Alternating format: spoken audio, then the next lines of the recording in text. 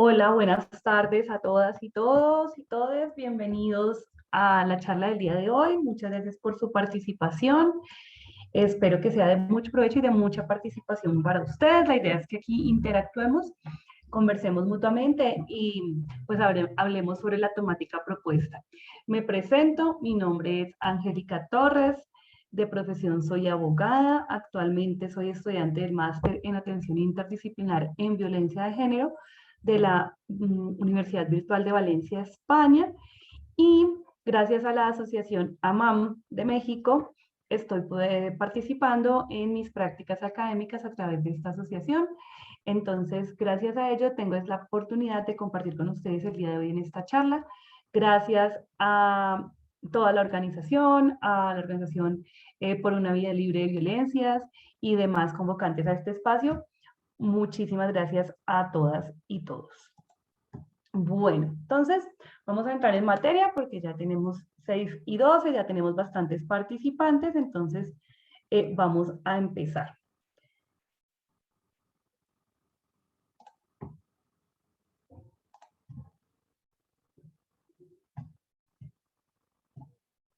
Bueno, entonces hoy el tema que nos convoca, que queremos proponerles para que conversemos el día de hoy, tiene que ver con COVID-19 y violencia de género.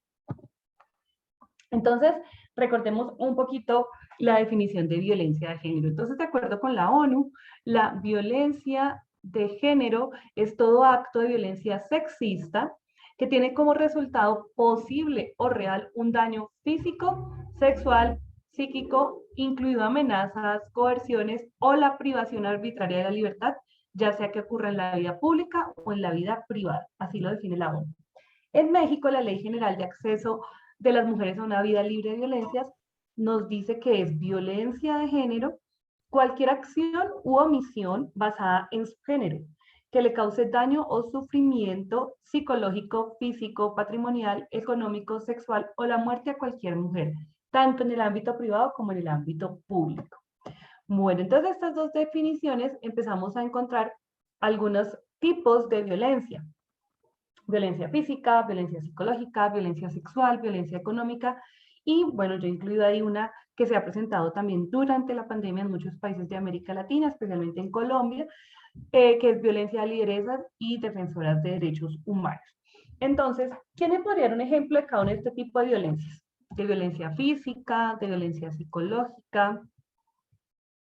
Si quieren pueden abrir su micrófono, yo aquí no puedo ver cuando levantan la manito, entonces abren su micrófono o me escriben por el chat. Yo estoy pendiente aquí de su participación en el chat. Bien, entonces creo que la que más conocemos es la violencia física, ¿cierto? Violencia eh, de golpes, de maltrato, un puño, una patada, una zarandeada fuerte, no sé cómo le digan en México, como estrujar a la persona. Eh, Todo esto lo entendemos como violencia física claramente y es como de las violencias más visibles porque justamente pues dejan rastro en el cuerpo, ¿cierto? Entonces es como la más visible la agresión física. Pero está la violencia psicológica. ¿Quién me da un ejemplo de pronto de violencia psicológica que haya visto en su entorno, por su conocimiento, estudio, o incluso hay unas películas hoy en día, hay una serie, se llama Las cosas por limpiar, no sé si la han visto, en inglés se llama Maid. Ahí nos habla algo de violencia psicológica. ¿Algún ejemplo que nos puedan poner sobre violencia psicológica, de acuerdo con las definiciones que hemos visto?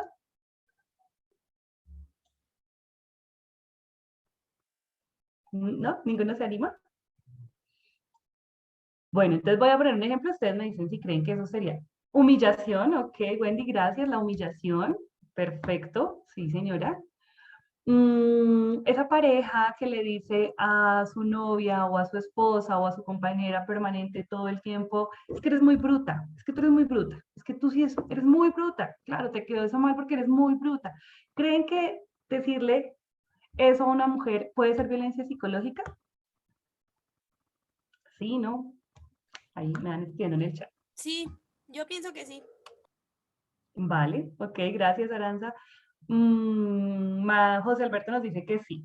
Perfecto. Entonces, y hay otras más sutiles, ¿no? Como que te van haciendo sentir eh, mentiroso, como que tú estás loca. Ese tipo de violencia es violencia psicológica. Lo que pasa es que como es sutil, muchas veces no nos damos cuenta.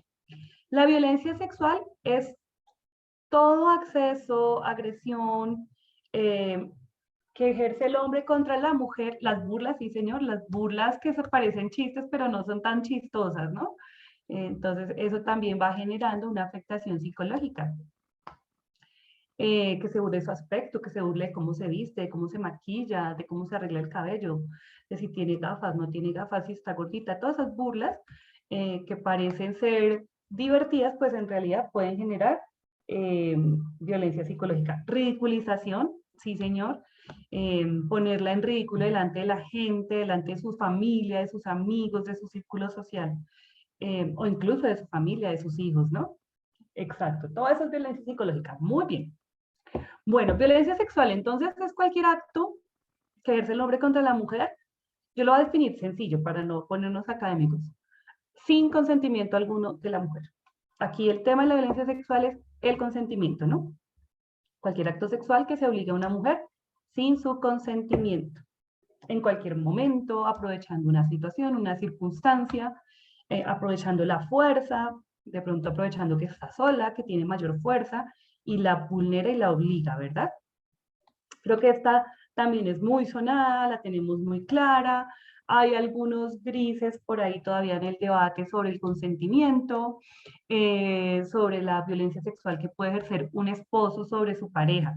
¿Consideran ustedes que puede haber violencia sexual entre un hombre y una mujer que son casados cuando la esposa no quiere tener relación sexual con él, pero él la obliga? ¿Considerarían que hay violencia sexual en el ámbito de la pareja si aún siendo esposos ella alguna noche, alguna vez no quiere tener relaciones sexuales y él la intimida o la obliga? Sí, yo Miguel me siento dice que que sí. sí, Luisa me dice que sí. ¿Quién habló por ahí? Pamela, sí, Listo, sí, de acuerdo. El hecho de que tengamos una relación no quiere decir que yo te dé consentimiento eterno.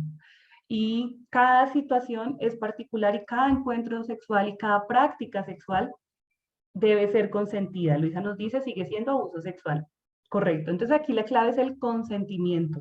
Que yo estaba inconsciente y tú aprovechaste, pues no tenía cómo dar el consentimiento porque estaba justamente bajo los efectos del alcohol o de una medicina, o estaba profundamente dormida y no quería y tú aprovechaste que eras mi pareja y sin consentimiento tuviste un acceso a un abuso sexual.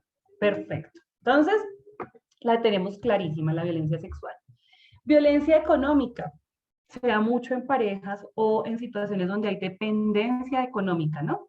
Entonces, voy a ponerles un ejemplo. Ustedes piensan que una pareja de esposos, o bueno, conviven juntos, y de pronto él está molesto con ella por cualquier situación, disgustaron la noche anterior, él todos los días antes de salir a trabajar le deja para sus gastos del hogar, de la casa, de los hijos y demás, y ese día como está bravo, sale y le dice que no le va a dejar dinero, que mire a ver cómo hace, y se va muy, muy, muy molesto y la deja sin el recurso para ese día. Y ella no trabaja, se dedica al hogar, vive al diario y ese día pues tuvo dificultades económicas para asumir los gastos del hogar y los gastos de ella. ¿Consideran que ese acto de este hombre que sale molestísimo de su casa y no la deja con dinero para el día es un acto de violencia económica? ¿Podría ser un acto de violencia económica? ¿Qué opinan ustedes?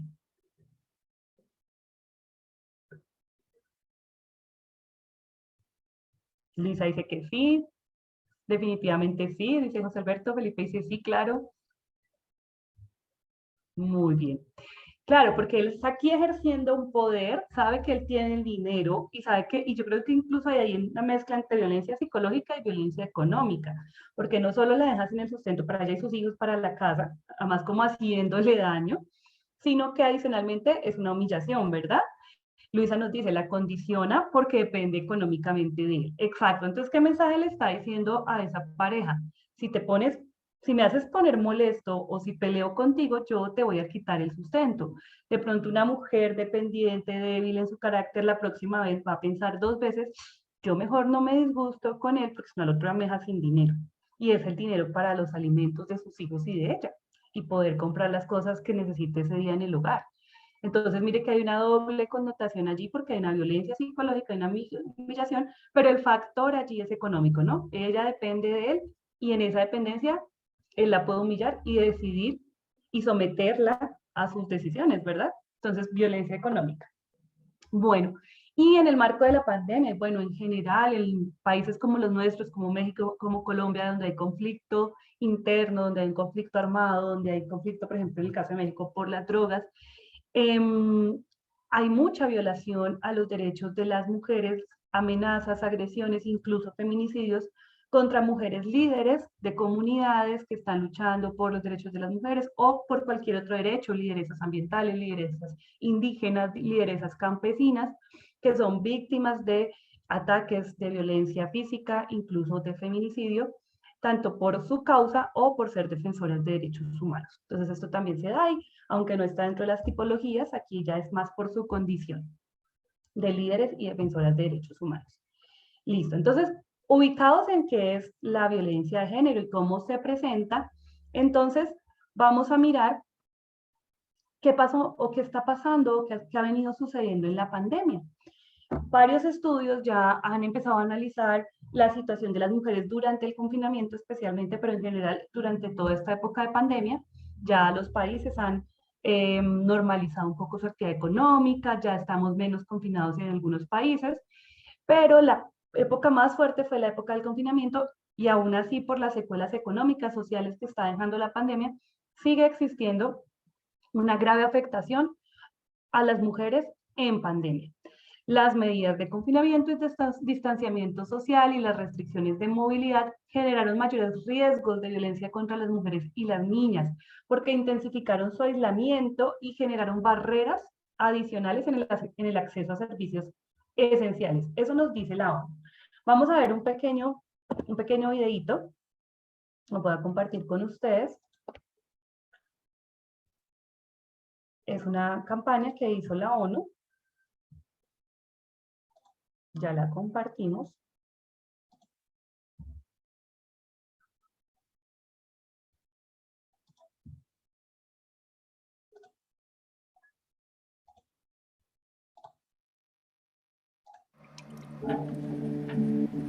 Right now, many people are trapped in their homes with an abuser. This is the shadow pandemic. In one weekend, calls to domestic abuse helplines in the UK went up by 65%. In the US, Asia, and pretty much everywhere, reported numbers are rising. These aren't just numbers, they're people you might know. If you think someone is in trouble, check in on them. Ask them if they're okay and if everything at home is okay. Educate yourself about domestic violence. Know the details of local services like helpline numbers or shelters. If she tells you or you suspect that her life or the lives of her children are in immediate danger, call the protection units or the police. The shadow pandemic is spreading right now. Let's help each other safely right now. Bien. Bueno, esta es una campaña de sensibilización para que denunciemos si conocemos casos de violencia en momentos de pandemia. ¿Escucharon ustedes, conocieron ustedes, saben de casos cercanos que durante la pandemia hayan generado esta otra pandemia en la sombra, la violencia? Bueno, la ONU habla de violencia doméstica, la habla de violencia de género.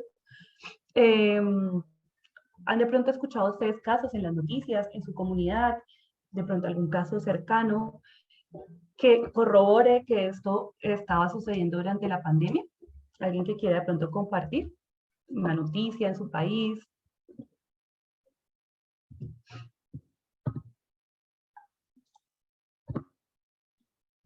Bueno, por acá en el chat participan. Me dice Natalie que sí, que así es, que es cierto. Tanto en mujeres como en niños y niñas.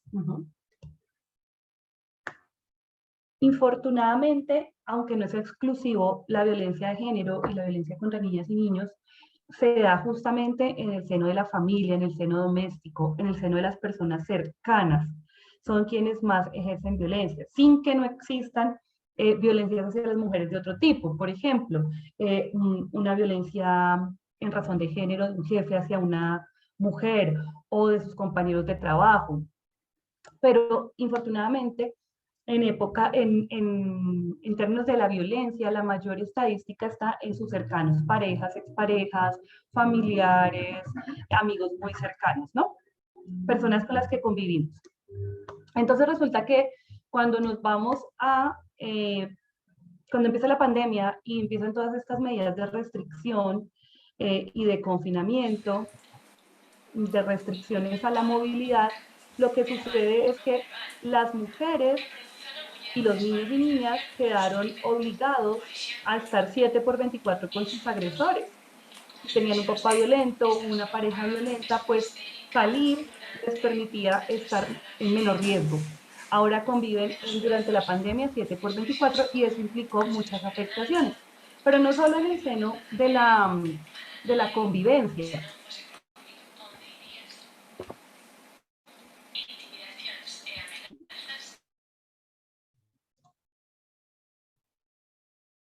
Había quedado por allá atrás el niño, perdón, estaba escuchando voces por allí atrás. Esta condición de estar todos en casa, confinados, pues por supuesto incrementó la violencia al interior del hogar, entre la pareja y contra los niños y niñas. Sin embargo, de vulnerabilidad antes de la pandemia. Entonces, con la pandemia se agudizan las desigualdades sociales y de género. Como les decía, nos vimos obligados 7 por 24 con los agresores. Pero también toda la parálisis que tuvo la pandemia a nivel económico generó un incremento en las tasas de desempleo. Esto, por supuesto, tuvo un mayor impacto en la población femenina y sobre todo en los trabajos femeninos. ¿Por qué creen ustedes que, aunque las tasas de desempleo aumentaron en todos los aspectos y, digamos, golpeó a todo el mundo, ¿por qué creen que tuvo un mayor impacto en trabajos o servicios de la población femenina? ¿Por qué creen ustedes que se da este fenómeno? De pronto lo vieron, fueron, oiga, sí, mi mamá, mi tía se quedó sin trabajo, que tal de confección, ya eso no era prioritario, entonces pierde su trabajo, o de pronto estar en casa, alguno de los trabajos de hijos. Entonces, no sé, trabajos menos esenciales, temas hoteleros, recepción, turismo, temas hoteleros, fuerza de trabajo femenina, pues fueron trabajos que no se consideraron prioritarios y que fueron cerrando. Entonces, se incrementó el desempleo por la pandemia, pero tuvo una gran afectación a trabajos que se...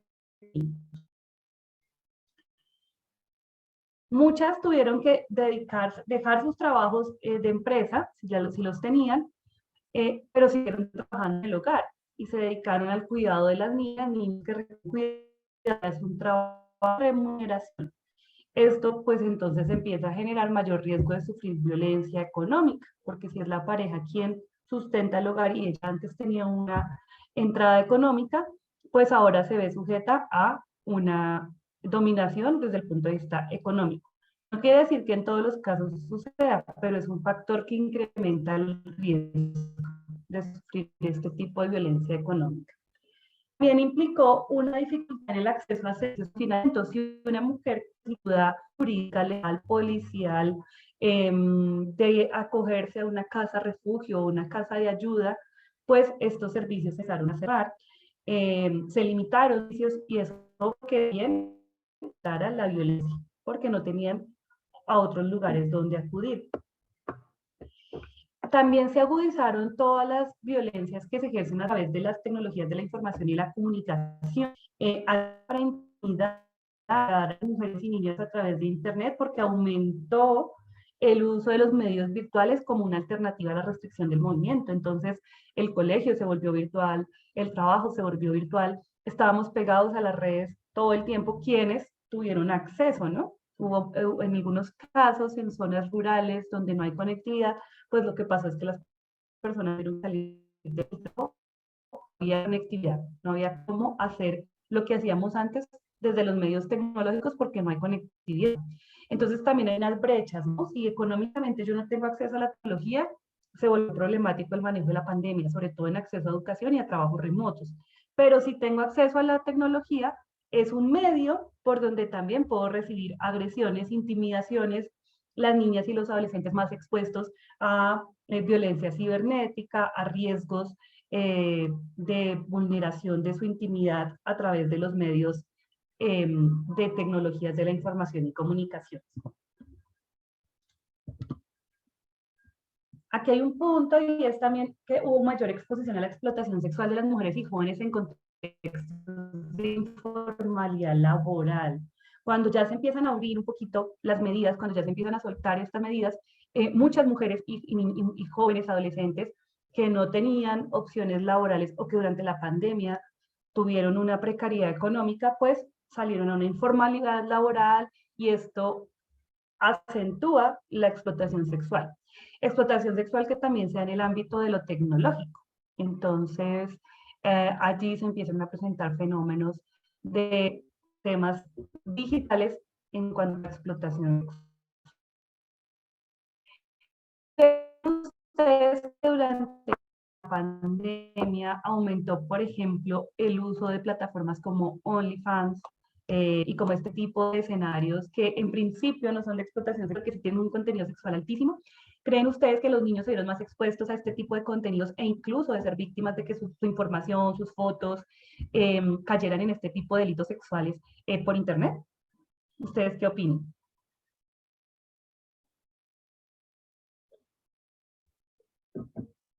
Esta información que les estoy compartiendo, mientras se animan ahí a escribir el chat, es de un estudio que realizó la ONU Mujeres específicamente para México.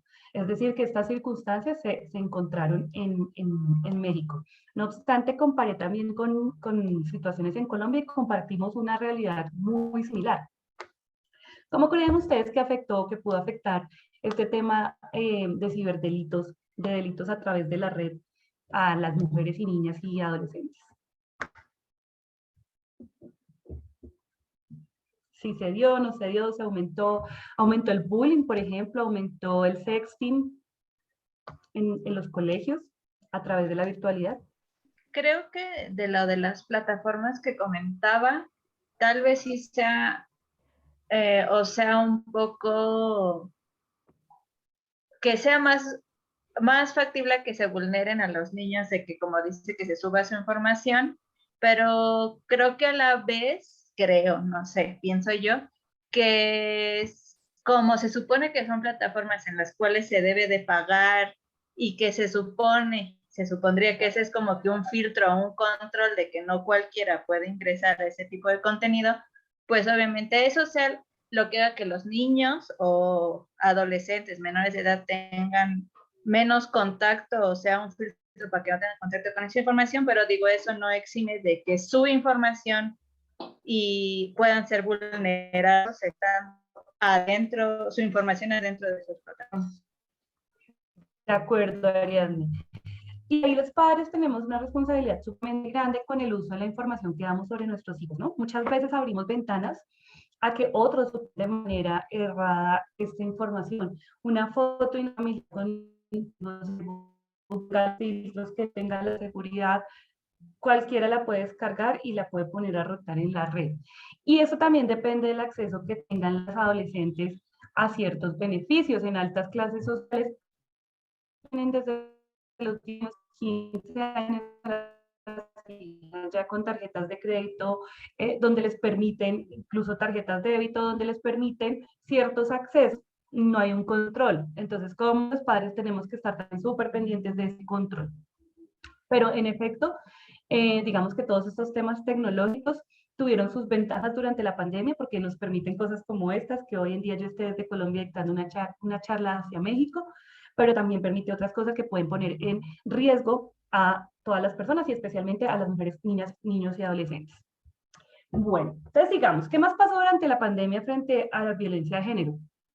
Hubo un mayor obstáculo para acceder a los servicios esenciales por parte de mujeres y jóvenes que están en situación de mayor vulnerabilidad o que enfrentaban múltiples formas de discriminación. No había dónde acudir. Sencillamente, si me estaban violentando en casa pues teníamos que aguantar, ¿cierto?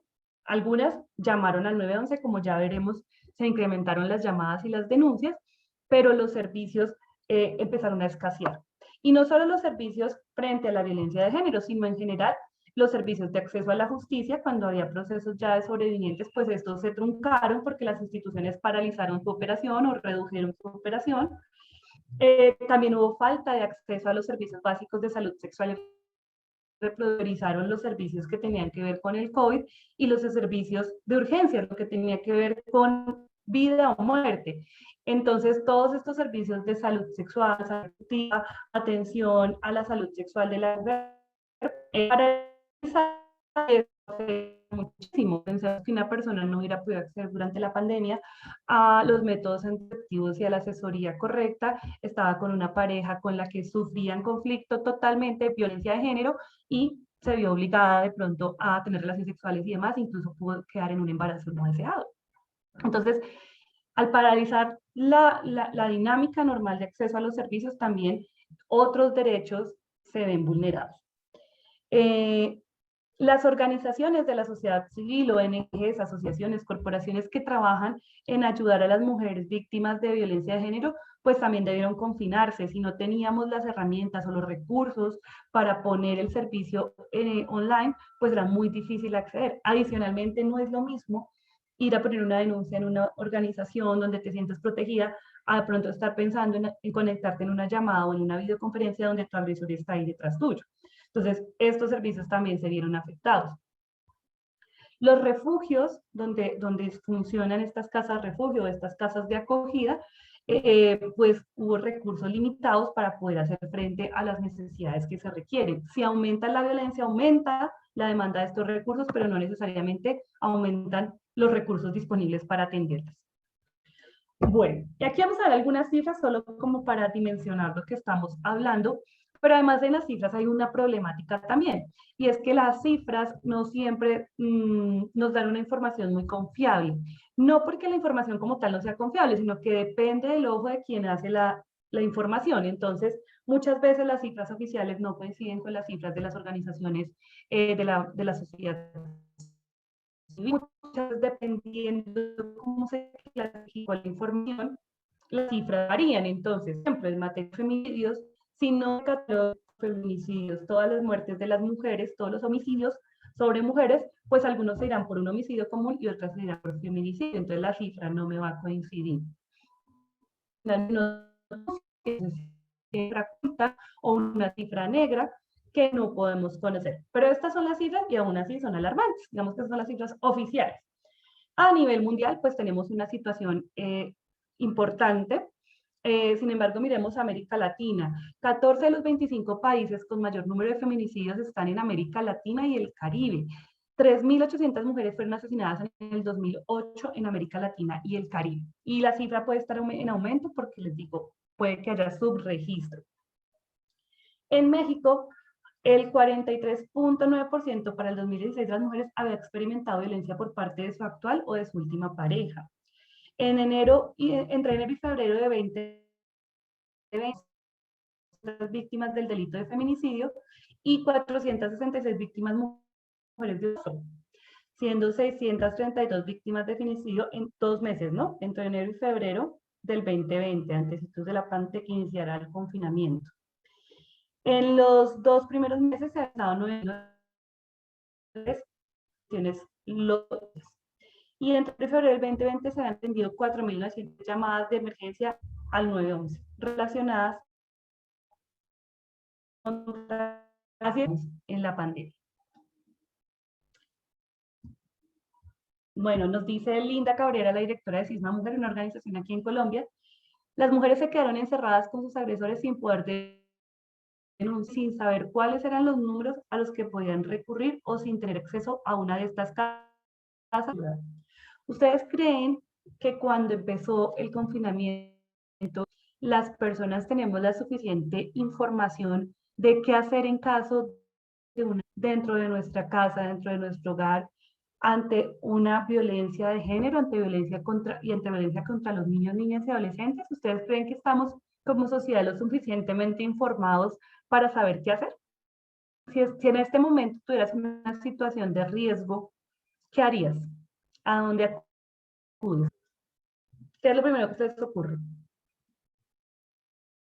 Están agrediendo a tu mamá, a tu hermana, en tu hogar. ¿Qué te ocurre? El DIF, ¿A dónde acudimos? el DIF, ¿Al dónde, Natalie? ¿No te escucho? el DIF. ¿Al DEF? Ok. O sea, llamas al servicio de policía, digámoslo así. Ok. En México funciona el 911, ¿verdad? Que es como la línea de emergencia. ¿Qué tan efectiva es la línea 911? Acá en Colombia tenemos una línea de emergencia que es el 123 y tenemos una línea para mujeres que es la línea púrpura. Sin embargo, son call centers que no funcionan muy bien, que se congestionan, que cuando llamas te preguntan un montón de cosas antes de atender. ¿Son eficaces estos servicios de emergencia? ¿Consideran ustedes que son eficaces? No, Se demora un poco la respuesta, ¿verdad? Bueno, entonces creo que lo primero que tenemos que hacer es una campaña de sensibilización y de conocer a dónde podemos acudir. Es supremamente importante.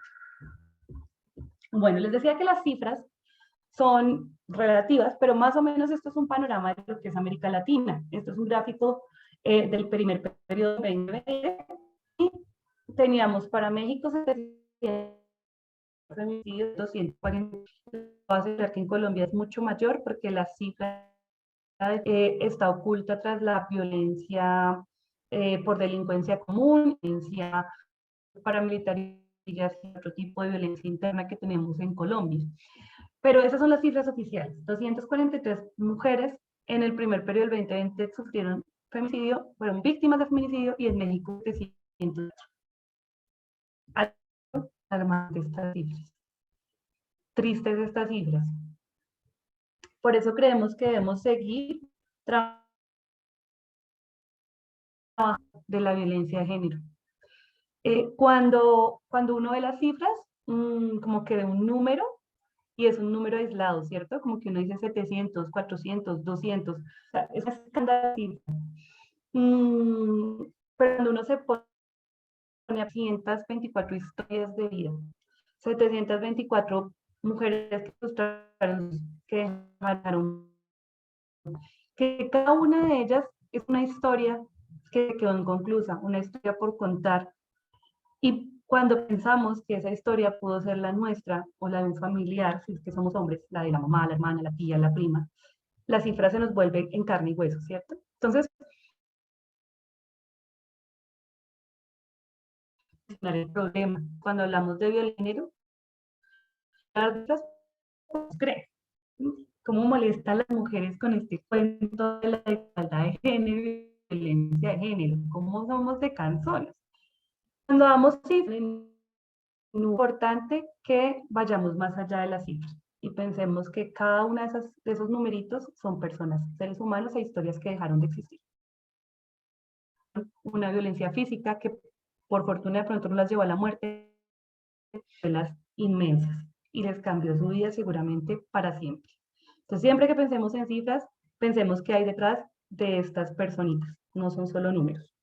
Yo por eso lo pongo porque a veces no es solo hablar de las cifras. Bien, de la pandemia. En algunos casos se reportaron descensos en las cifras de denuncias. Eso no quiere decir que la violencia se hubiera reducido, sino que durante la pandemia fue más difícil acceder a los servicios para denunciar. Si no había líneas virtuales, si la persona se sentía cohibida por hacerlo por un canal de denunciar. Entonces no quiere decir necesariamente que hayan menos denuncias porque haya menos violencia, sino también hubo menor acceso. En el caso de Colombia, por ejemplo, nuestra ley dice que debemos tener una casa refugio por municipio. Digamos que el municipio es como una ciudad chiquitica. Acá en 3 municipios, imagínense, 8 casas refugio en todo el país. Pues eso es alarmante. En el caso de México, las llamadas de emergencia al 911 relacionadas con solicitudes de ayuda por violencia contra la mujer durante el 2022 aumentaron en comparación con el 2019. Pasamos de 197.000 llamadas a 260.000 llamadas. Eso es un aumento del 31.5%. Es decir, que en efecto, la única medida que tenían las mujeres de urgencia para proteger su vida ante la violencia de género al interior de la casa era la llamada al 911. Durante el primer mes de confinamiento, de acuerdo con el Secretariado Ejecutivo del Sistema Nacional de Seguridad Pública, se reportaron 339 muertes violentas de mujeres, es decir, feminicidios. Un promedio diario de 11 mujeres asesinadas, siendo marzo y abril las que presentaron mayores cifras en todo el año. Coincide con el inicio del confinamiento, ¿cierto? En México arrancaron medidas de confinamiento hacia marzo, ¿verdad? Bien, entonces, ante todo esto, ¿qué podemos hacer? Aquí un poco esto, ¿qué podemos hacer? Hoy en día, ya por fortuna, los países muy buenos tratando de paliar los efectos económicos de se flexibilizan más las medidas, prácticamente estamos en una vida, entre comillas, normal, con algunas medidas de protección, pero salimos a la calle. No obstante, riesgo de que en cualquier momento se van a confinar. Ustedes están dando cuenta en países europeos, están volviendo al confinamiento, están pensando en que no salgan las personas. Entonces, en cualquier momento esto se puede agudizar. Tenemos entonces, como estados, fortalecer el acceso a la atención, hacer alianzas con organizaciones, tener violencia contra las mujeres e invertir en prevención. Estas son las recomendaciones.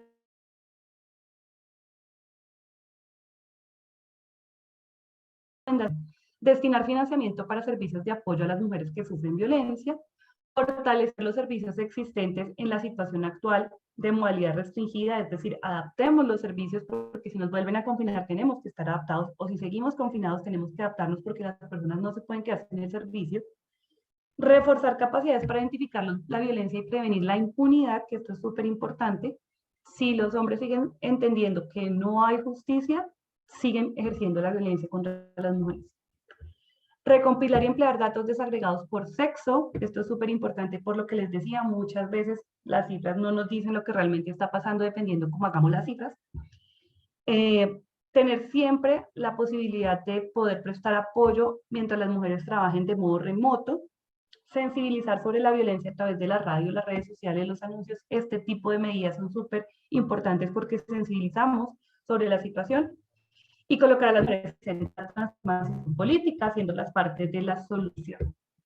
Estos son todas políticas de Estado. Pero ¿ustedes qué opinan? ¿Qué podemos nosotros hacer en nuestro día a día, comunidad, con nuestras amigas, con nuestras vecinas? ¿Qué creen ustedes que podríamos hacer en este panorama de COVID y violencia de género? ¿Qué se les ocurre cuando hay que ayudar a alguien de nuestro entorno cercano?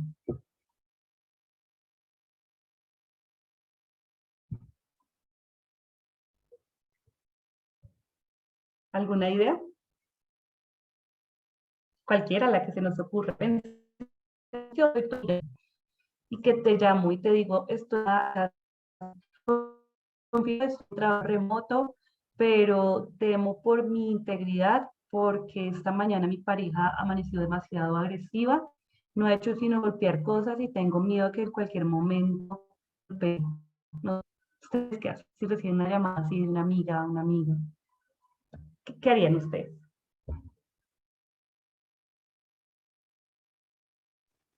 Pues buscar en algún lugar, bueno, si puedes salir de casa, buscar en qué otro lugar se puede quedar y estar refugiada en caso de que la pareja quiera buscar, que quede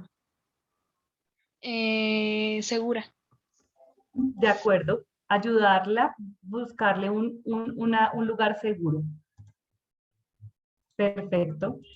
Y eso es súper importante, lo que dice Pam, porque resulta que en materia de violencia de género, las mujeres empezamos a perder nuestras redes sociales, nuestras redes de apoyo. Entonces, fortalecer las redes de apoyo es súper importante. Nosotros tengamos a dónde llamar, a dónde alertar. eventualmente a dónde refugiarnos por la noche, por una tarde, mientras los cuerpos de seguridad o las nos pueden apoyar. Entonces es súper importante contar con esas redes de apoyo.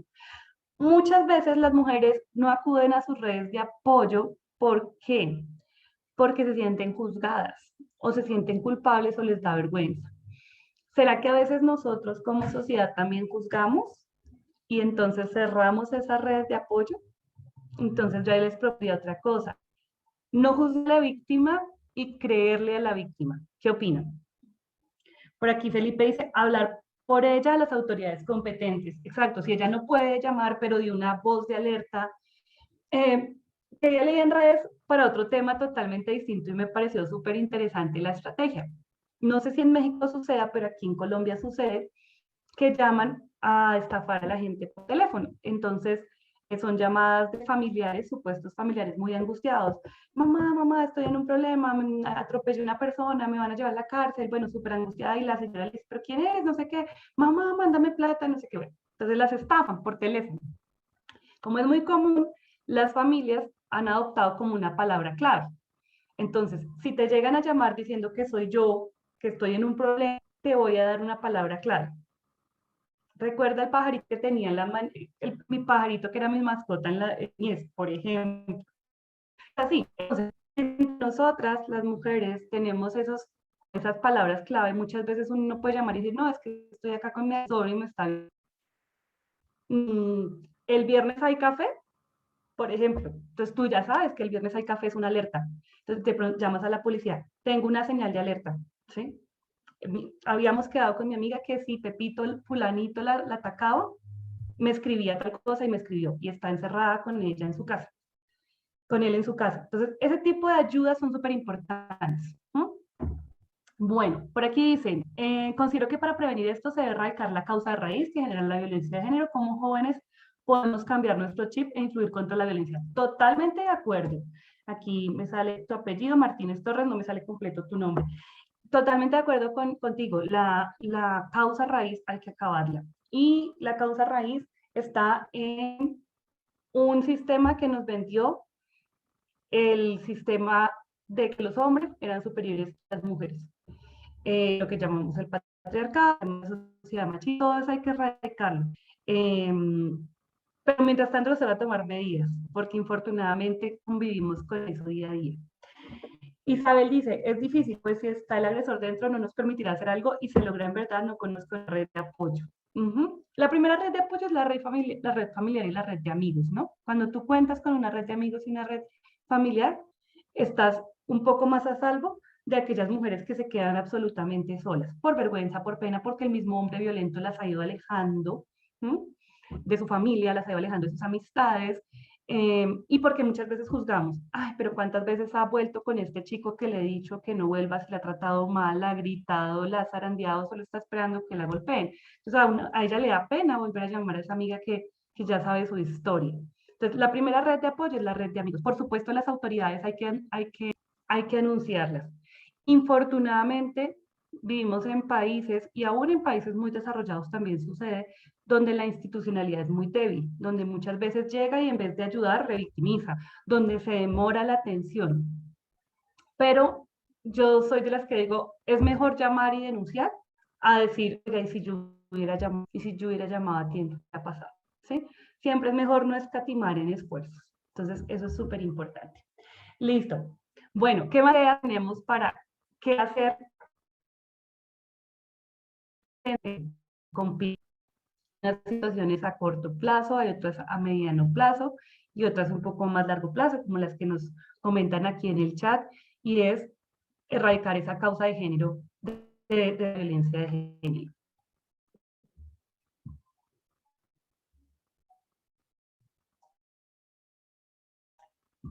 Bueno. Yo les quería acá, si les hacen llegar esto, si no se los voy a copiar en el chat, esta fue la bibliografía que utilizamos por si ustedes quieren profundizar en el tema, leer más, les interesa. Hay matemáticos por aquí que quieren ver cifras. Bueno, aquí está como la bibliografía. Es una realidad latente, Las cifras, infortunadamente, y aunque no son exactas, son alarmantes, así que es una problemática que sigue existiendo, que es real y que es un problema de salud pública, como lo ha dicho la OMS. Por tanto, tenemos responsabilidad los gobiernos, pero también la comunidad y la sociedad. Cada uno desde nuestro rol, desde nuestro granito de arena, vamos aportando en la erradicación de cualquier forma de violencia contra las mujeres, las niñas, los niños y los adolescentes.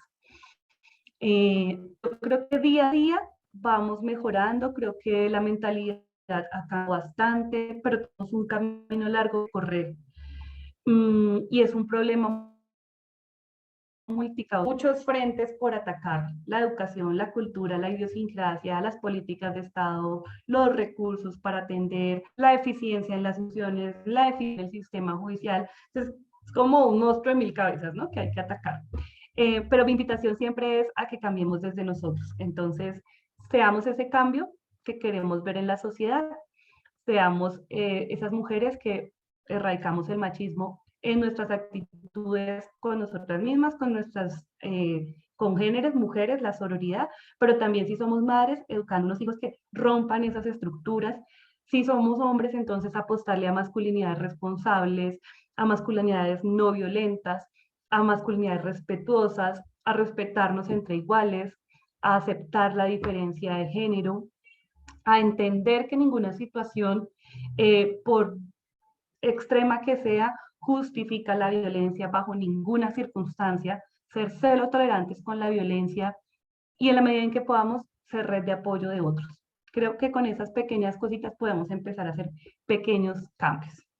Si ustedes tienen una invitación adicional a propuestas de cambio, bienvenidas sean, porque para eso son estos espacios. No sé si alguien quiera agregar algo, decirnos algo sobre la charla, aportar sobre el tema. Abro micrófonos.